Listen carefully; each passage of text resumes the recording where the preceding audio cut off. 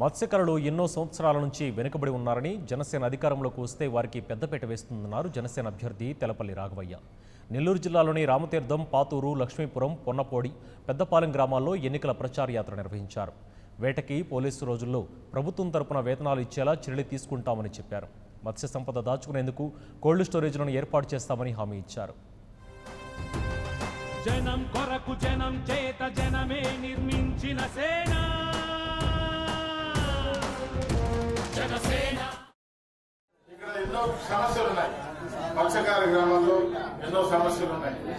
వారికి సముద్రంలోకి సులభంగా వేటకి వెళ్లేదానికి పడవలు వెళ్లే మార్గం ఏర్పాటు చేయడం అయితేనేమి, వాళ్ళకి సబ్సిడీ మీద డీజిల్ అందించుకునేదేనేమి, ఇంకా వాళ్ళు ఒక సంపద సముద్రం మీద కష్టపడి రాత్రి పౌరులు కష్టపడి తీసుకొచ్చినటువంటి మత్స్య సంపదను వాళ్ళు దాచిపెట్టుకుని వాళ్ళు మార్కెట్లో మంచి ధరలకి సమయం వచ్చినప్పుడు అమ్ముకునే విధంగా ఒక కోల్డ్ స్టోరేజ్ ప్లాంట్స్ ఏర్పాటు చేయడం.